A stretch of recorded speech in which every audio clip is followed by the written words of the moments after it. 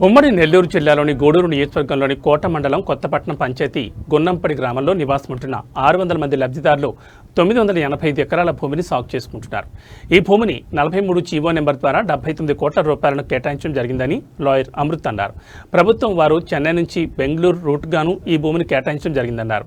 సాగరమాల రోడ్డుకు శ్రీ సిటీకి రకరకాల పేర్లు చెప్తూ జిల్లా కలెక్టర్ ద్వారా 3 టీంలను పంపించి భూమిని తీసుకుని పొజిషన్ టేక్ ఓవర్ ద్వారా నష్టపరిహారం ఇవ్వలేదని ఆయన పేర్కొన్నారు. నష్టపరిహారం తక్షణమే అందించాలని లాయర్ అమృత్ తెలిపారు. కొత్తపట్నం గ్రామంలో చెన్నై బెంగళూరు ఇండస్ట్రియల్ కారిడార్కి సంబంధించి సేకరించిన వేల ఎకరాల భూమిలో భాగంగా ఈ యొక్క బాధితుల భూములను కూడా ఈ రోజు ప్రభుత్వం సేకరించడం జరిగింది.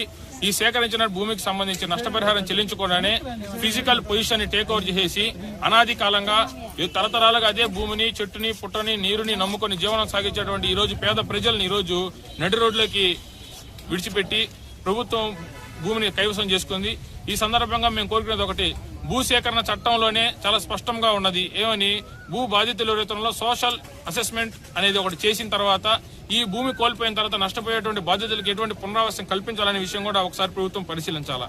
ఈ భూమి సాగు చేస్తున్నట్టు ఎన్నో మంది, వందల మంది రైతులకు భూమి మీద ఆధారం లేదు, భూమి మీద హక్కు లేదు, భూమి మీద రెవెన్యూ రికార్డులో పేరు లేదని చెప్పి జిల్లా కలెక్టర్ గారి నేతృత్వంలో జరిగినటువంటి టీంలో కూడా చాలా స్పష్టంగా తెలియజేసినప్పుడు వేసినటువంటి టీంలు ఈ భూమి మీద ఎన్ని సంవత్సరాల నుంచి సాగు చేస్తున్నారు, ఈ భూమి మీకు ఎలా వచ్చిందనే వివరాలని సేకరించి సుమారుగా 600 మంది ఎంజాయ్దారులు 985 ఎకరాలు ఆక్రమణ చేసినట్టుగా తెలియపరుస్తూ సీసీఎల్ఏ వారికి లేఖ రాసి వీళ్ళకి ఏదో ఒక విధంగా న్యాయం చేయమని తెలిసినప్పుడు ప్రభుత్వం ఎంతో సుముఖంగా స్పందించి సుమారుగా 79 కోట్ల రూపాయలు ఈ రోజు ప్రభుత్వం మంజూరు చేసి వీళ్ళకి ఇవ్వమని చెప్పి చాలా జీవోలో చాలా స్పష్టంగా ఉన్నది. ఏమని, ఎవరైతే భూమి మీద ఉన్నారో వాళ్ళు ఎంజాయ్దారులుగా నమోదంటే ఖచ్చితంగా వాళ్ళ దగ్గర డిక్లరేషన్ తీసుకుని 8 లక్షల రూపాయలు ఎకరా చొప్పున చెల్లించాలి. అదేవిధంగా ఈ డిక్లరేషన్ ఇచ్చినటువంటి రైతులు ఎవరైతే ఉన్నారో ఉత్తరాల్లో కూడా ఎటువంటి లిటిగేషన్ కూడా రైజ్ చేయమని డిక్లరేషన్ రాయాలని ఉంది. కానీ ఈ రైతులు భూమి మీద ఉన్నట్టు గుర్తించారు, భూమి మీద ఉన్నది వీళ్ళే నిర్ధారించారు, కానీ ఈ రోజుకి నష్టపరిహారం ఇవ్వలేదు.